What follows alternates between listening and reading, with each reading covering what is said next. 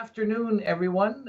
Thank you from around the world, I guess, for joining me today. And want to welcome a very special guest who's joining me on, I think, both of ours, our very first Facebook Live endeavors, Dr. Roger Hodkinson. That without the G, it always gives me a bit of a tongue twister, Roger. Roger is joining us from Edmonton, Alberta, and thank you very much, Roger, for taking the time. Um, we're I've never done this before, Roger, and I know you haven't either. Hopefully, we won't make too much of a muck up of our first debut on Facebook Live. Um, but I did want to share with the people who are listening and watching. Um, if if you do have any comments or questions, feel free to put them on, and we'll do our best to get to them. But let me start, Roger. Um, I was not aware of Dr. Hodkinson up until a couple weeks ago, where he sort of burst onto the scene, if we may, with a presentation that he made to Edmonton City Council regarding they were having a debate and a vote on whether or not they should extend the mandatory masking orders in Edmonton. And Roger um, came on the line to that public meeting and gave a very impassioned plea and a very compelling arguments of why these masking orders were ineffective and inappropriate, as well as shared a number of his thoughts about other matters on COVID. But before we get into that, maybe Roger, if you pass it over to you and you can let the audience know who you are from Edmonton, Alberta. Well, thank you very much for that introduction and the opportunity of presenting my opinion to a much larger audience. I'm a pathologist by training, which means I've been trained in infectious disease and to a certain extent virology. I spent my entire life in evidence-based medicine with an academic position that included a lot of teaching. I've had important roles nationally with setting the examination for pathology residents. I've been in the trenches of public health for many years as an activist in controlling the tobacco epidemic, taking on the tobacco industry and government simultaneously. Although I'm a pathologist and although I'm not an expert in public health, I've had substantial experience in public health, and by virtue of my actions, probably saved a lot more lives than I ever have with a practice of pathology. So I have relevant credentials to make these comments. Essentially, it all revolves around one of the central tenets of medicine, which is that you should first do no harm. That's the Hippocratic Oath, one of the essential elements of the Hippocratic Oath. And when I survey the scene about what is happening in society, I'm struck by the massive disproportion between the unintended consequences of all these actions, which cut across all levels of society, not just medicine, the total disproportion between that and the actions that are being taken, ostensibly on the basis of being effective. They're simply not effective, none of them, and the focus is totally wrong-headed. It should be on the vulnerable, not on the working well, who have a very, very small risk of dying of COVID. You do not disrupt society because of a risk of, in Edmonton, in Alberta, if you're under 60, the risk of dying is approximately 1 in 300,000. They don't express the stats like that because they don't want you to know them. You don't shut down society for that degree of risk, and you certainly don't do it when the methods that you're using are without evidence-based medicine support. None of them. Whether you're talking about masks, social distancing, closures, or testing, none of it has a basis in evidence-based medicine, and that's where I've lived my entire professional career. Well, interesting that you mentioned your battles against big government and big corporate interests with tobacco.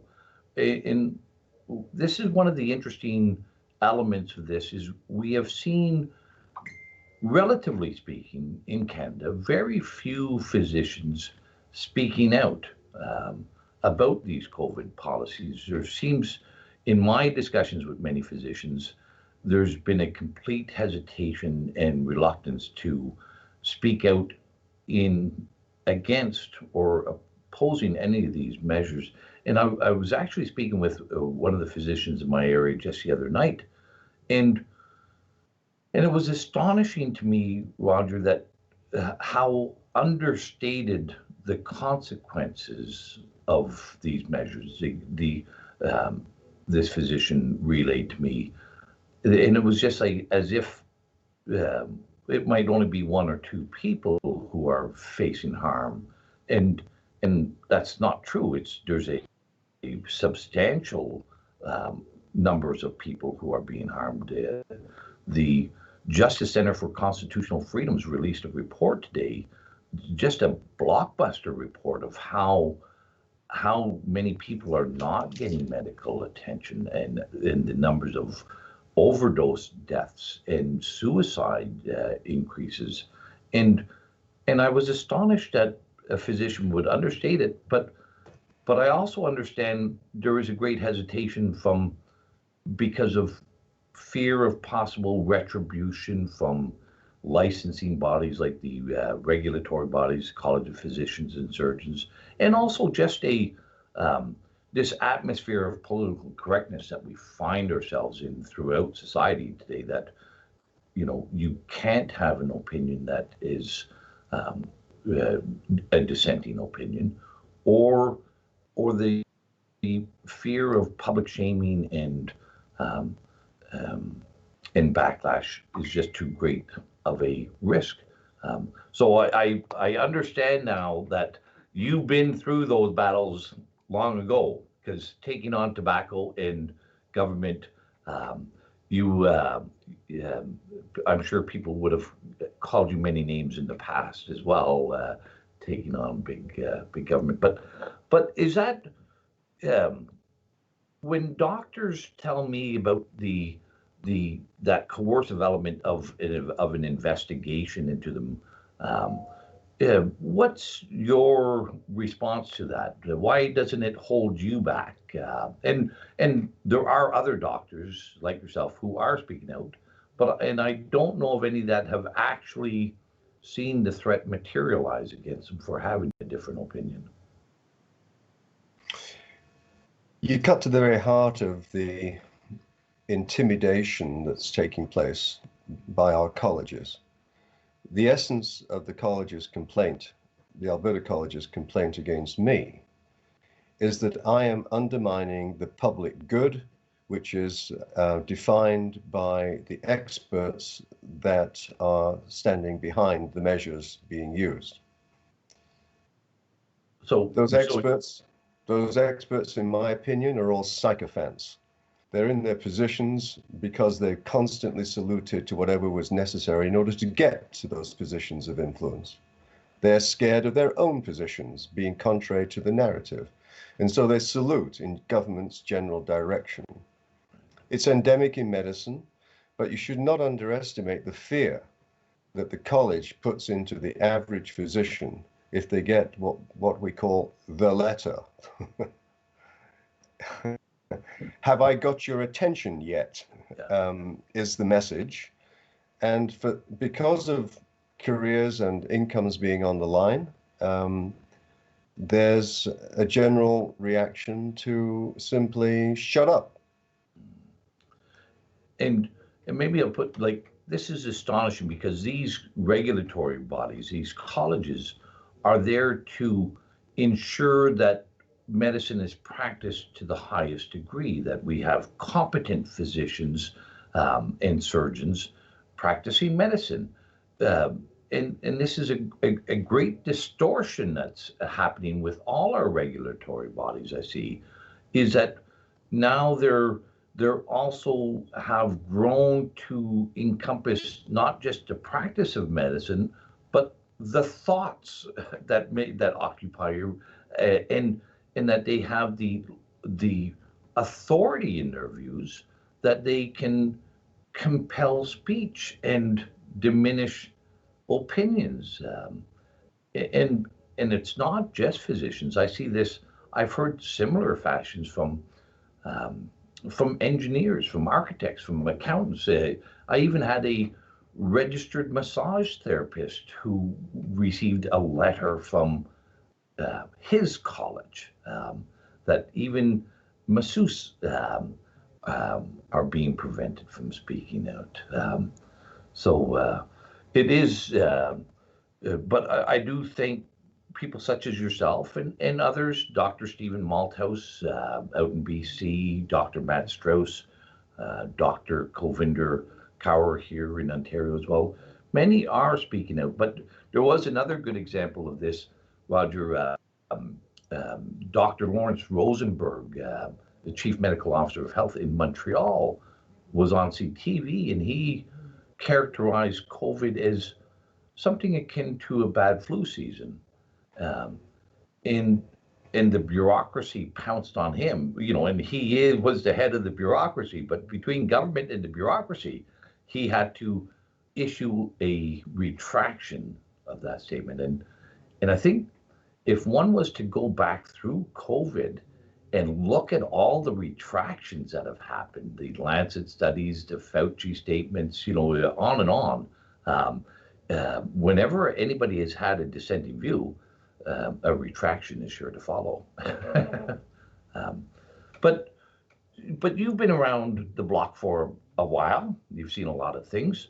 Um, you also mentioned in that address to Edmonton City Council about your knowledge, your experience with testing, with PCR testing, and why we should not base any public policies for health on that PCR test. Maybe you could share a few of your thoughts and why you have that opinion on PCR testing. Let me draw an analogy to pathology testing and the generation of results generally to help physicians understand what's going on in a particular patient. There's one very important principle in medicine, and that is you do not treat the numbers, you treat the patient, the whole patient, not just the numbers. The numbers are an adjunct, very helpful, but you don't use the numbers to determine necessarily treatment. If you extend that concept to society as a whole, these colleges should not be treating the numbers, the so-called positive cases, which are no such thing, the positive test results, many of which are inaccurate. They should not be treating the numbers. They should be treating the patient, which in their case is society. So I would take this position with all the colleges out there. It's inappropriate and wrong for you to try and silence me by saying that I'm a dissenting view and undermining public health because of all the experts saying the opposite.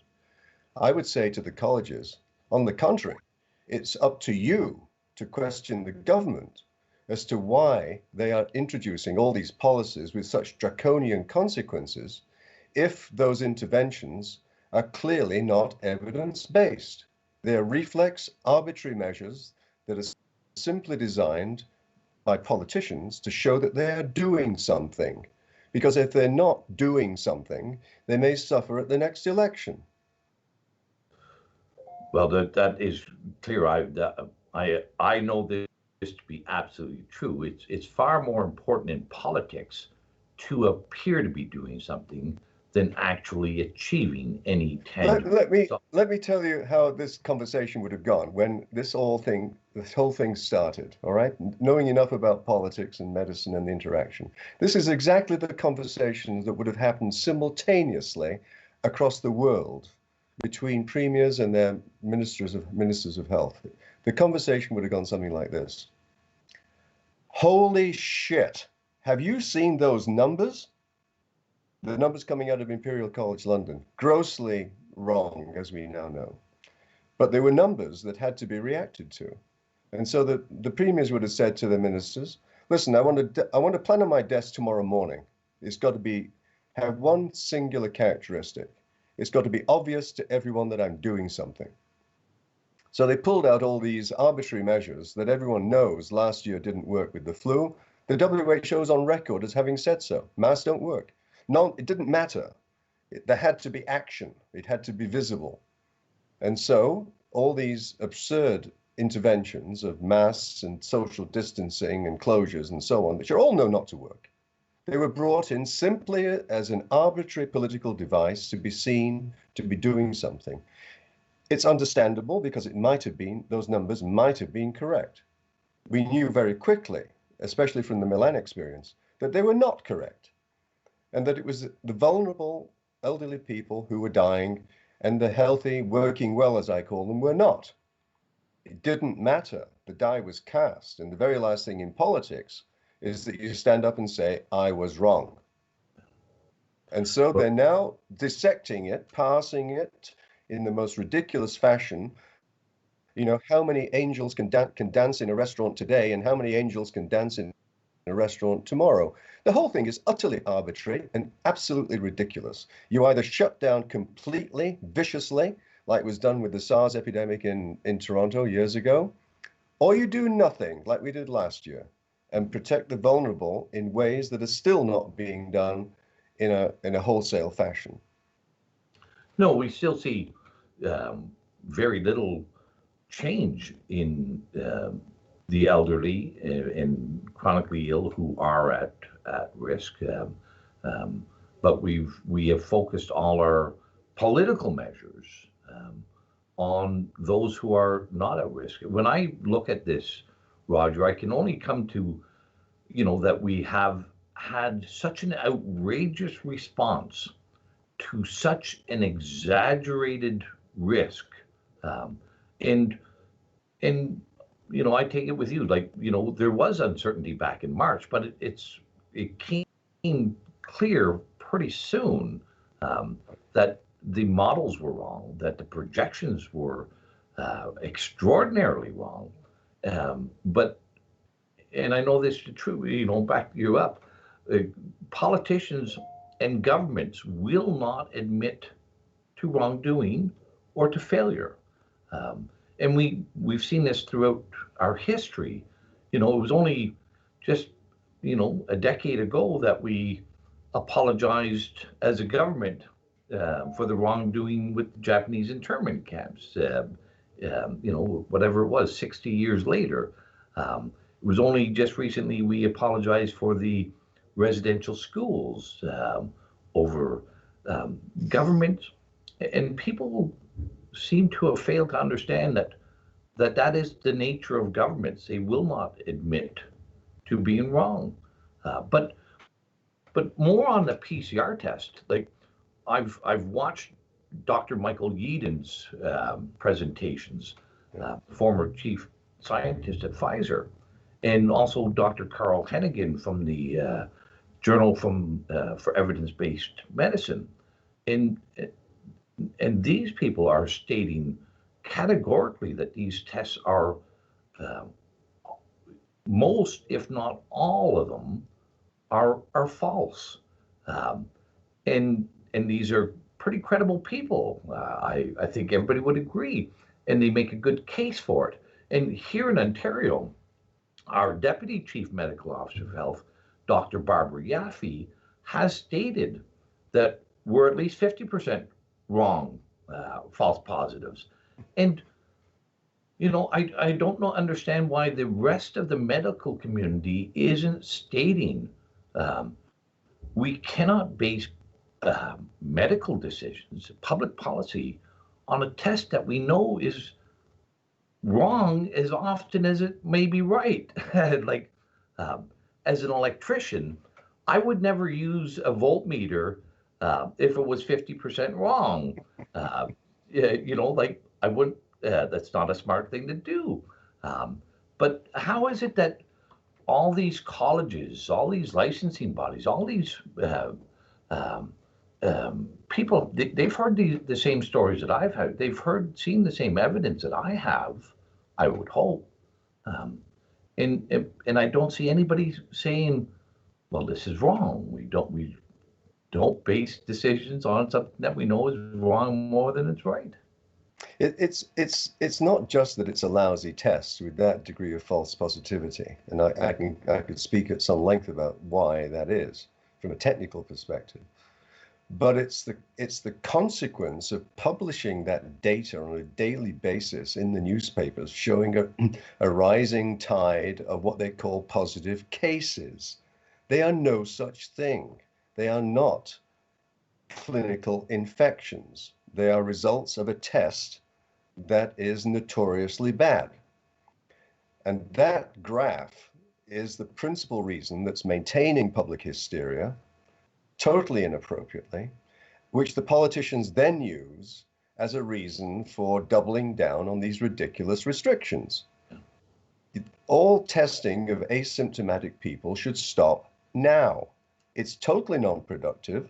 It doesn't help management of people at all. It's simply reinforcing the hysteria that's already out there in spades. It's ridiculously expensive. It's notoriously inaccurate, and it should stop immediately. The only testing that should take place is when you go to hospital because you can't breathe or you have a serious, you think you've got COVID or the flu, which is equally likely. That's the only place where testing should take place, period. It's fascinating that flu internationally has flatlined everywhere in the world. Flu doesn't exist anymore. They say, so they say. The strong supposition, of course, is that there's commingling of the flu that's still out there and COVID, and the relative proportion of the two, we're not sure yet. Yeah. I think we've seen all the stats are indicating that we're seeing about a normal level of respiratory virus infection being hospitalized, but they're all categorized as COVID. You see, it's what's called confirmation bias. This is the real situation. You walk into the emergency room and you can't breathe, you've got a cough, fever, whatever, right? The confirmation bias is we're in the middle of a pandemic, so the first test that's pulled off the shelf is COVID. If it's positive, that's it, done, period. Nothing else is needed. You're labeled as COVID. Yeah. And the accuracy of that is highly questionable. Now, there's the other thing about the masking that I think is important to examine a little bit. And of course, there's been all kinds of conflicting statements from public health and Fauci and different people, whether they're effective at one point, they're not effective at another point. Do you wear them? Don't wear them? But I don't see much discussion about is there any, well, maybe I should say it this way. I don't think you should do anything unless there's a reason to do it. It's called evidence-based medicine. Yeah. And you know, we don't treat you with drugs for cancer unless there's some literature which says it might work. Right. And if we know that there's got to be some impediments to wearing a mask, and there better be a good reason for you to wear it if you're, and not just because, well, it's easy to do. That's, but public health seems to have just forgotten that aspect, that there, what is the benefit, and what is the consequence, if any? And from your position, for healthy people wearing a mask for extended period of times often, what would be some of the consequences you'd be concerned with, Roger? I don't think, I mean, there are described a number of potential medical consequences of oral hygiene and so on, and they're there, but I don't think it's really that important. I think that the far bigger issue of wearing masks is it stops social dialogue. You can't see a smile. You can't communicate, which is the essence of our humanity, how we relate to each other. Instead of walking around like morons with these things over our face that totally prevent that. My wife was in a store the other day, and the mother was wearing a mask and the child was not. And my wife never does. Um, because we're like that. We think it's stupid.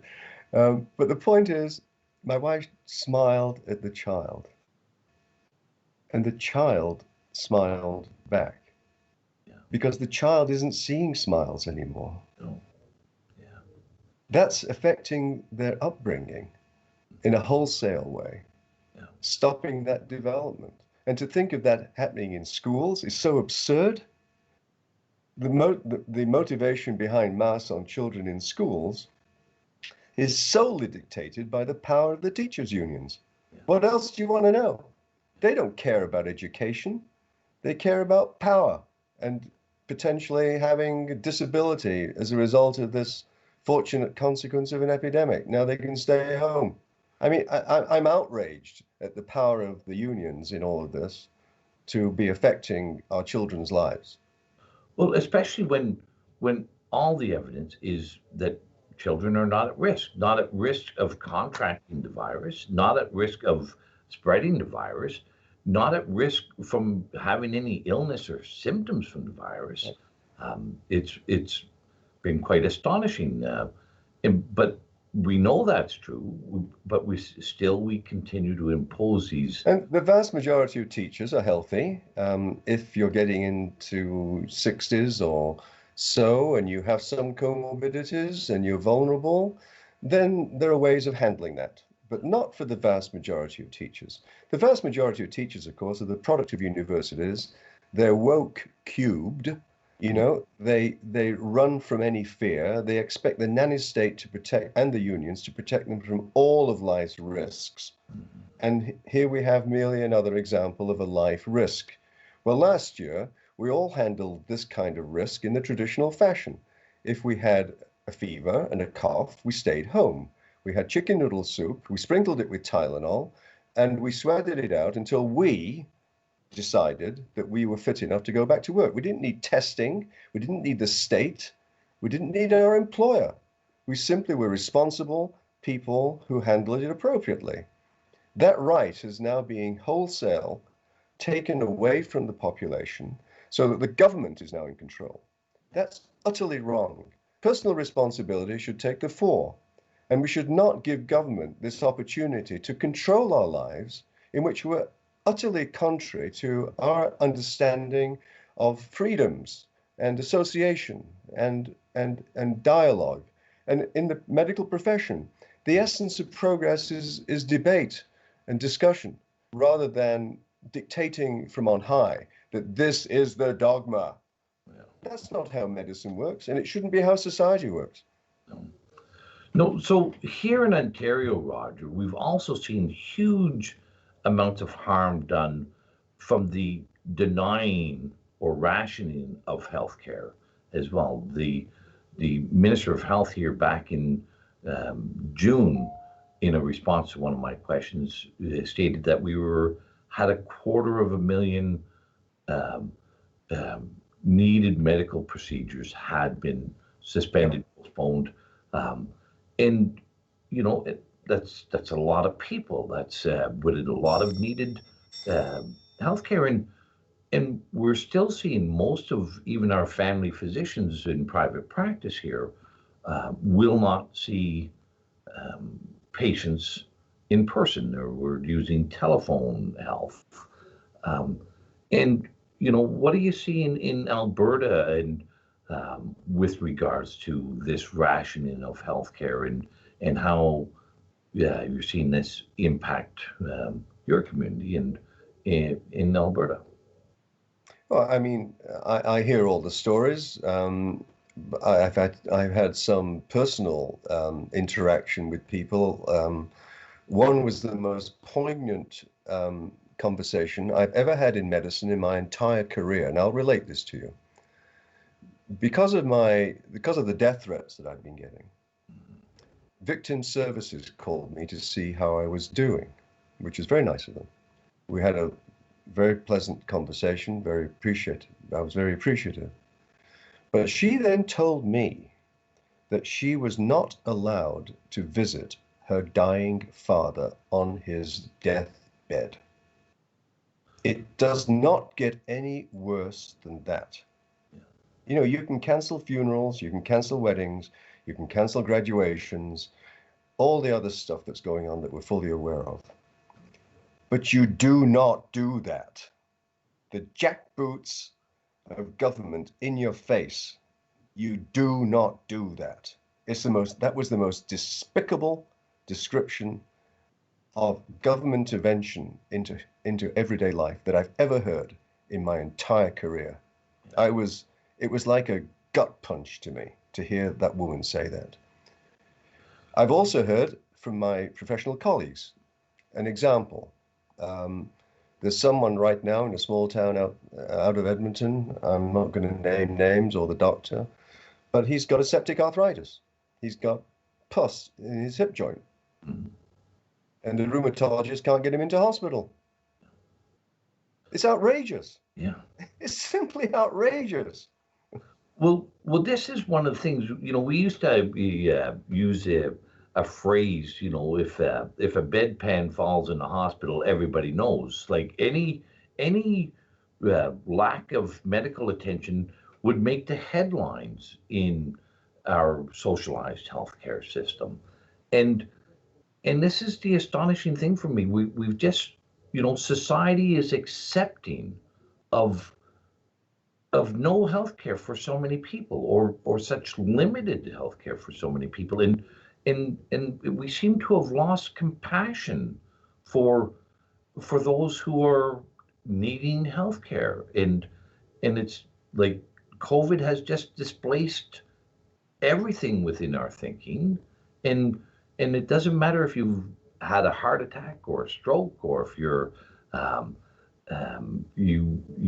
have a cancerous tumor growing in you. Those are all unimportant as compared to COVID, and I really find it disturbing that we've been so accepting. This level of fear has so captivated people that it's displaced our compassion. Those practical consequences are everywhere, and those detailed experiences are merely a translation of the fact that the well is not bottomless to fund healthcare. I was listening to a podcast in Ireland the other day. It was someone who was aware of the amount of money that's been spent in Britain, which has got the best documented statistics of all of this, of any country in the world. And it just blew me away when he said this: the total cost that Britain has borrowed from our children's future, the total cost of borrowing at this point in time, purely because of COVID, to increase the national debt, is 3 times the entire national budget of the National Health Service, that's already suffering from lack of investment and services. They pissed out of the window 3 times the annual budget of the entire system on one condition that had, with interventions that had no evidence base. The well is not bottomless. Yeah. And these countries are spending money all over the world chasing a phantom. And it's our children that will be paying the price for this, with either increased taxes or reduced services of various kinds, or both. That's how outrageous this is. The scale with which they are dishing out money is unprecedented. And getting little in return. Nothing in return except damages, compounding damages, business bankruptcies, suicides. The whole, people don't realize that the engine of the economy are not the Apples and Fords of the world. They're small businesses by the thousands who are paying payroll taxes to government. That is the engine of the economy. And you don't have to be a rocket scientist to figure out if you say we're going to close schools, well, guess what? You're closing the economy because a lot of women are going to stay home to look after the kids and they're not going to be working in their usual job. I mean, this isn't rocket science. I call it, it's not idiocy, it's lunacy. In the medical profession, we commit people to psychiatric institutions for less than what's going on today politically. Right. Yeah, well, I think this is clearly something that people are not thinking about, or it's unimportant. Is the level of debt that we've taken on in this country. We have a yearly deficit 10 times what it was last year. Yeah, $380 billion. That is debt that has to be repaid, and we're not going to be able to build new hospitals. We're not going to be able to build new education facilities when we're paying all that debt back. But we seem to be heading for the cliff, and with that, we really want to get to the cliff as fast as we can for COVID. It is astonishing. But one other thing that I'd like to chat about a little bit, Roger, is the social determinants of health are known. Good access to healthcare, good education, good standard of living and through employment, and our public health officials, in my view, have attacked every known social determinant of health in their response to COVID. And there's been no discussion, no debate about what the long-term consequences will be for attacking the social determinants of health. We've got any comments on, this is known. We know that these things improve our life expectancy in our lives, and we've just disregarded them. People have got used to the state protecting them from any and every risk in life. It's a product of the universities over a period of 20 years to develop this concept of the nanny state and the wokeism that's come along with that. Individual responsibility was working very well in the past. In this particular case, as I described, you knew you had the flu, you stayed home, and no one else was involved. Unfortunately, government wants to increase its infiltration of everyday life, controlling this and that and whatever, with regulations that are totally unfounded. This is merely one example of a much bigger trend in government to take control of us. Yeah, well, I do agree with you. I see this in that, over my lifetime, and especially over the last 30 years or so, there's been this relentless erosion of personal responsibilities, in government prescribing how people will function, prescribing what you will do, not just outlining what you ought not to do, but telling you how to do things, and often at the behest and at the demands of elements within society, and so we've really have created in the process an irresponsible society when government takes individual responsibility. The essence of the Achilles heel of democracy is called freedom, because freedom only works if it's exercised with responsibility, and currently it is not being exercised with responsibility in so many spheres of life, of which this is merely one example. We need to understand that if democracy is going to survive without some unfortunate revolt against control, then individual responsibility has to return. And that involves risk. There's the unfortunate reality of life is called death. It happens. Get used to it. Well, that is another thing that has been astonishing to me, Roger. And I agree fully that freedom without responsibility is a non-starter, just as responsibility without freedom is a non-starter. That coin has to have those two facets for it to have any value.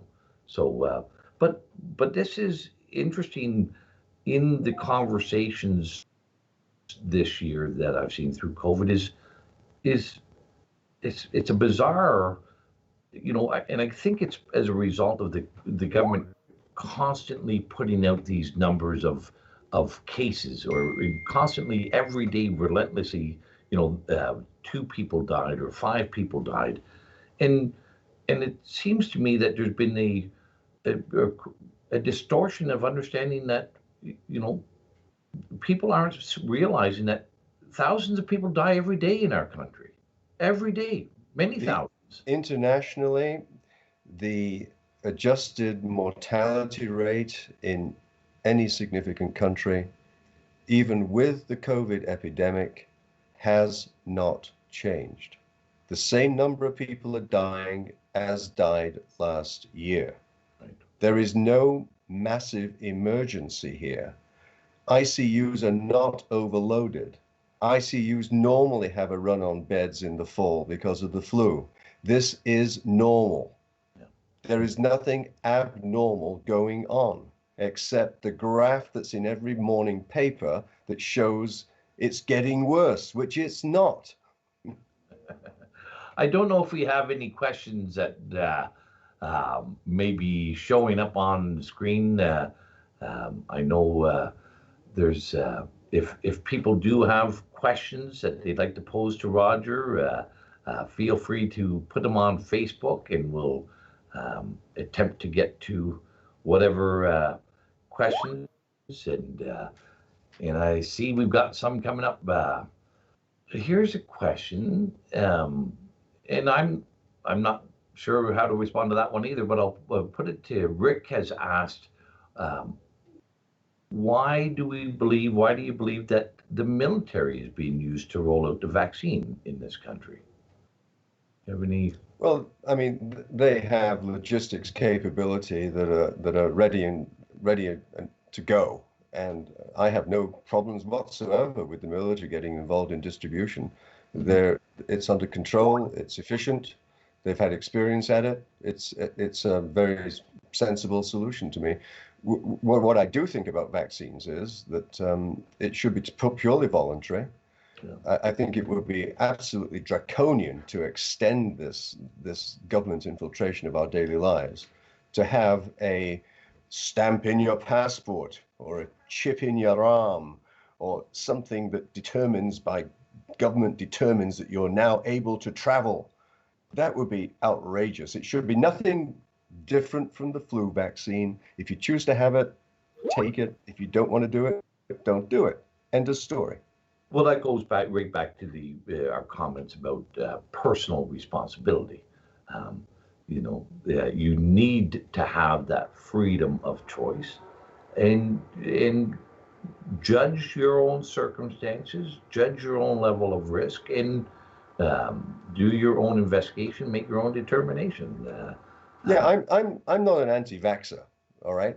No. Vaccines have a huge place in society. Yeah.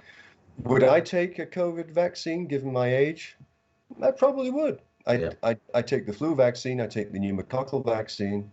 It would be sensible, I think, and I would assume that the safety measures that have been taken before it was authorized for distribution, I would put my faith in that established process. Yeah. No, we have seen countries such as Australia take a very, very, and even the province of New Brunswick attempted to do for all intents and purposes, a mandatory vaccine and taking away people's choice. There is another question here. I'm not sure.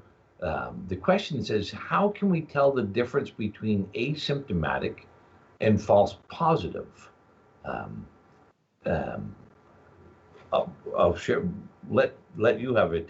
Take a kick at the can on that one. Well, if you're asymptomatic and you get a false positive test, which should never have been done in the first place, God only knows. It's a Yeah. crapshoot. You toss a Yeah. coin. I mean, we don't know if it's a false positive. There's no way of knowing right now. Well, There's no confirmatory testing of these lousy results. yeah. It's just a technology that's not available. Well, I think it's also interesting how so many new words have entered the common lexicon of our society today. Like, um, never in my life did I use the term asymptomatic before the 2020. Let me And give you another name that I've introduced into society. You know, there used to be a time called BC, right? yeah, Way back in time. yeah, Well, there's now BC and PC. There's yes, before COVID and post COVID. and post-COVID. Well, if we're not careful, it will be a very significant turning point in human history. But here's another I tell one. you this, I yeah, a turning point. Let me put a point on it. I said it publicly and I'll say it again. I'll underline it in neon.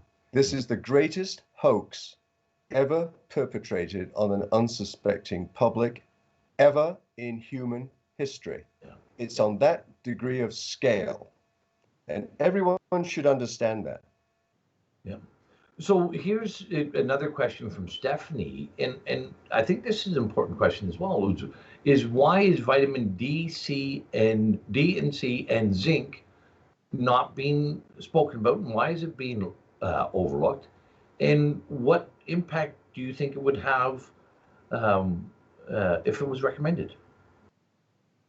Well, vitamin C is a non-starter. There's not much evidence for that, but there's strong evidence for vitamin D and to a certain extent for zinc. The value of these interventions is that, first of all, they're dirt cheap and they're non-toxic. There's enormous evidence, especially in Britain. Anyone that's listening that wants to log into Dr. David Grimes, Grimes. He's the lead in Britain for advocating that vitamin D be supplemented as a prophylactic against COVID, particularly for elderly people who are inside, who are all vitamin D deficient. Vitamin D doesn't just have powerful effect on bones and calcium metabolism, but it has a totally different, powerful immune boosting effect in a general sense. It tones up our immune system, if you like. And every person in a nursing home or with comorbidities should be taking at least 5,000 international units of vitamin D every day and 50 milligrams of zinc.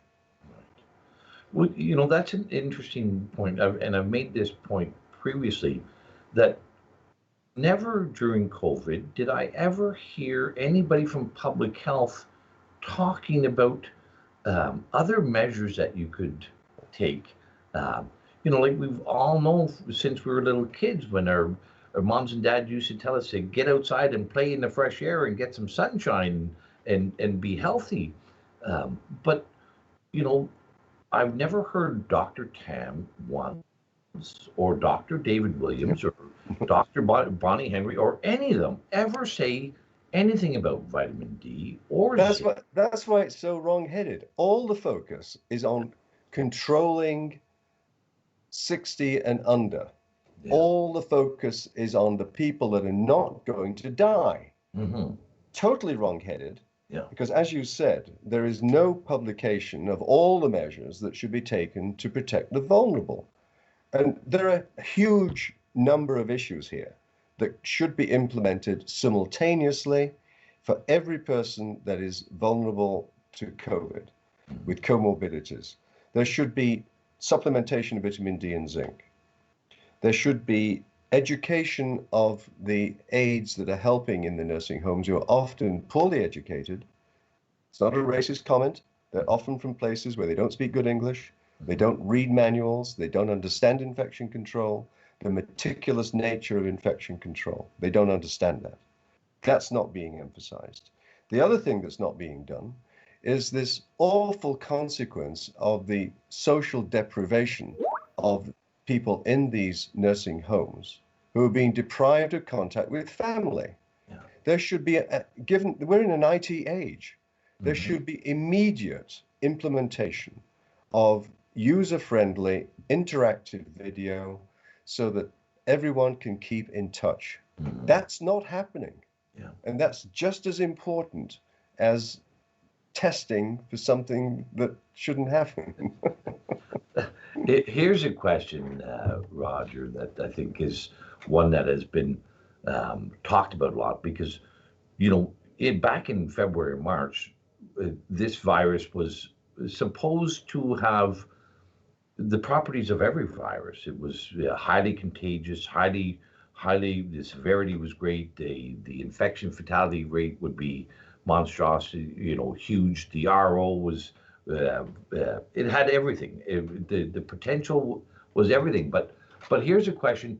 How real in medical science is the fact that an asymptomatic person can transfer a virus to someone else? There are three principal tenets of how infectious a particular situation is. The first one is the dose of the organism. How much of it are you getting in your body? Beyond a certain threshold, it's likely to create an infection. Below that, it's probably not. The immune system is extraordinarily effective at knocking off bugs that are invading our body all the time, particularly from our bowel. We don't realize it, but it's happening all the time. Probably millions of hits a day that we're unaware of. The immune system's clearing out. So that's the first tenet, is dose. The second tenet is what we call pathogenicity, the virulence of the organism. How bad an organism is it? Is it like the common cold, or is it like Ebola, for example? Obviously here we're dealing with an organism which doesn't have very significant virulence, except when it's getting into the system of someone who has a very vulnerable general medical condition. And the third thing is route. So it's how much, how bad is it, and where's it getting in? Is it getting into your veins if you're a mainlining drug addict, or are you breathing it in, right? So those are the three things. Obviously, if you're asymptomatic, you have a very low dose in your body. And therefore, by implication, if you're shedding at all, and the evidence would suggest that shedding by asymptomatic people is virtually unimportant. Obviously, from a theoretical perspective, there's much less in your body. Therefore, whatever you're doing, coughing and speaking, it's an insignificant dose that you're giving to the general environment in an aerosol everywhere you walk. So that additional dilution, of course. Last year when you were standing in a lineup at Safeway, you tended not to cough over the person in front of you. We didn't have to be told not to cough in someone's face, right? Yeah. This is how mad this thing is. I mean, the aerosol, I liken it this way. When you walk into a grocery store and you've got these stupid plastic bags that won't open. Well, this is what I used to do. Yeah. I'd lick my finger to open the bloody bag, right? So I got spit on my fingers. Yeah. And then what do? I squeeze the lemons. Yeah. So this virus, the concept that an upper respiratory virus can be contained by these measures is utterly ridiculous. It was global from day one. The genie was out of the bottle. You couldn't conceivably put it back by any measure imaginable. And so the natural reaction should have been to accommodate to it in practical ways, which we know didn't happen. So here is a question. I think that's a really good question, Roger. Since you've gained infamy in the internet world, and I have to say this to everybody watching, Roger does not have Facebook, and he doesn't have YouTube, and he's up until today he's not. He has a cell phone. But of course you sparked a lot of internet censorship, including my YouTube channel has been taken off the air for 90 days because I had the audacity to replay your comments at Edmonton City Council. But here's the question from Kim is wondering if Jason Kennedy, the Premier of Alberta, has reached out to you. And maybe that's an unfair question or not, but that's what Kim has an interest in, if the Alberta government has reached out to you at all. Let's say it's a deafening silence. Well, you know, I know. Let me just say one thing though about Premier Kenny. As much as I think he's made bad decisions from the get-go, aided by his medical officer of health, he is unique amongst all Canadian premiers of having stood before the microphone last Friday, I think it was, in an totally unscripted, obviously contrite apology, in which he said, and I'm quoting his very words, "It was a stupid mistake, and I apologize." And he was referring to the lockdown in the spring, to which my reaction is extraordinarily appreciated, totally unheard of in politics, to stand before a mic and say you were sorry. But, Premier Kenny, if it was wrong then, it's even more wrong now, because you don't treat the numbers in the morning paper. Well, that's I have to agree with you.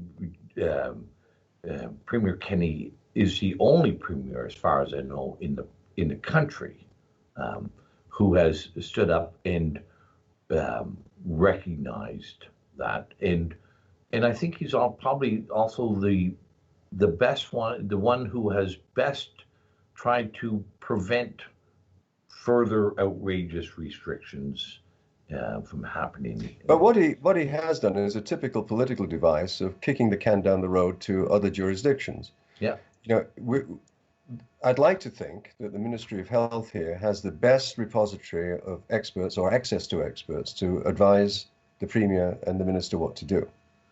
If that is the case, you do not kick the can down the road to all the municipalities to make their own decisions, because they just don't have the resources. Yeah. Where I live, in a rural area, the person that's advising the local council is the fellow that's running the fire department. Yeah. Mm-hmm. Now, that becomes ridiculous. Mm-hmm. He should have taken the responsibility of advising them all what to do, or dictating what to do, mm-hmm. which I think should be nothing. Yeah. But that's beside the point. You do not punt the responsibility to people that you know don't have the resources to make the decision. That is bad policy. The other thing that I would say is there was a delicious expose of secret recordings between our medical officer of health and Kenny and the minister. And the net result of those conversations was that the medical officer of health, who had been responsible for many bad decisions, in my opinion, previously, actually in those conversations made the right decision. She said to Kenny and the Minister of Health, there should not be a testing of asymptomatic people. That was the right thing to do. They overruled her. That, given the consequences of instituting that process of asymptomatic testing, that should have been a resigning decision for the medical officer of health. She chose not to do that, to salute in their general direction and do something that she knew was not correct. Well, there gives another example of why individual responsibility is so important, Roger. If I agree with you that a medical officer who provides advice to a government and that advice is rejected should resign. Just as a political minister, for whatever wrongdoing that might happen in their ministry, the saying the buck stops here. Ministerial responsibility. You have a duty to your constituents. You have a duty to the crown, and you have a duty to yourself to resign. But listen, we've been on air for an hour. I don't even know if we call it being on air now or on the internet for an hour. I want to thank everybody who has tuned in and watched. I want to thank you, Roger, for taking the time um, to share your thoughts and your insights with everybody on Facebook. And I think a takeaway for me, what you've shown is things change when people speak out. So, whatever avenues, whether it's at a town council meeting or wherever, speak out and speak your mind. And I'm not going to stop. and you can be certain that I will not be stopping either. We'll champion free speech and a return to sanity road. Thank you very much, and thank everybody for watching Facebook this afternoon. My pleasure. Bye-bye. Thank you. Bye-bye.